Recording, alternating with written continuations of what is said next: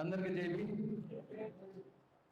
ఈరోజు Ambedkar India mission ఆధ్వర్యంలో జరిగినటువంటి ఈ సమావేశానికి విచ్చేసినటువంటి వేదిక పైన ఉన్నటువంటి పెద్దలు, అదేవిధంగా ముందున్నటువంటి మేధావులు అందరికీ కూడా హృదయపూర్వక కృతజ్ఞత తెలియజేస్తూ, ఈరోజు భయంకరమైనటువంటి స్థితిలో మాల జాతి ఉంది.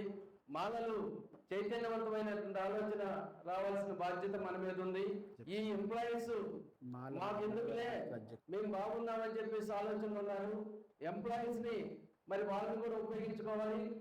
అదేవిధంగా గ్రామాన పల్లెలో మనకున్నటువంటి సమస్యని ప్రజల్లోకి తీసుకెళ్ళాలి. చాలా మంది నిర్లక్ష్యంగాను అదేంటోలే మనకు తెలియదని పట్టించుకోవట్లేదు. కాబట్టి మీలాంటి విఘ్నులందరూ కూడా గ్రామాల్లో చైతన్యవంతపరచాల్సినటువంటి ఆవశ్యకత ఉంది. కాబట్టి ముందు మనం అసలు ఏం జరిగిందో తెలుసుకుందాం.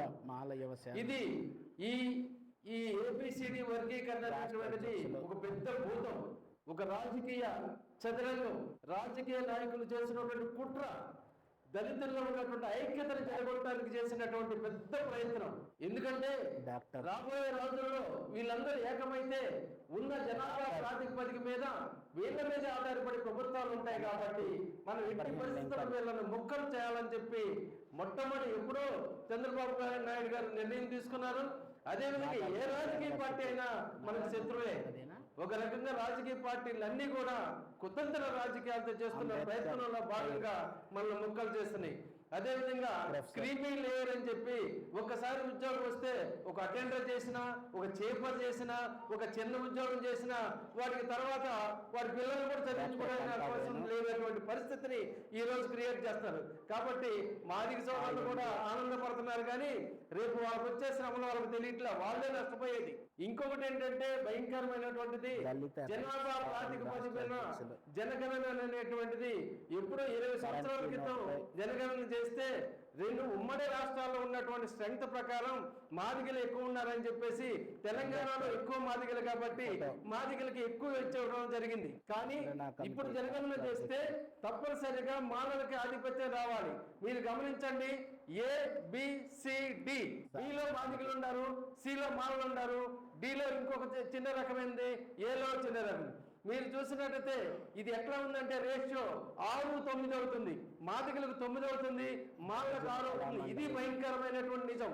మీరు గమనించాల్సింది ఏంటంటే మాలకు ఎంత అన్యాయం జరుగుతుందంటే, మనం ఏ ఉద్యమం చేసినా, ఏ అక్రమం జరిగినా, ఎక్కడ ఆందోళన జరిగినా మాలలో మనం ముందు ఉంటాము. కానీ అన్ని కులాలు మనం వ్యతిరేకిస్తాయి. మనం అంటే ఈర్ష్య, మనం అంటే పగ, మనం అంటే ద్వేషం. ఎందుకంటే మనం చదువుకున్నాం, బాగా బతుకుతున్నాం, మనకు ఒక వృత్తి లేదు కాబట్టి మనం చదువును నమ్ముకున్నాం. వృత్తి ఉన్నటువంటి వ్యక్తులు వృత్తులు చేసుకుంటూ చదువును నమ్ముకోలేదు. మరి ఈ రోజు వచ్చి వాళ్ళు 10 మంది ఉంటే 8 మంది వృత్తి చేసుకుంటారు, 2 చదువుతారు. మనలో 10 మంది ఉంటే 8 మంది చదువుకుంటారు, 2 వృత్తి చేసుకుంటారు.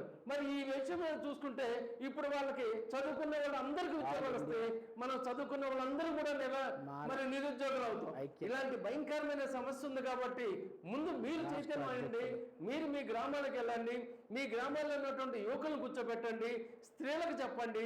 తప్పనిసరిగా మనం అందరం ఉద్యోగం చేయాల్సినటువంటి అవసరం ఉంది.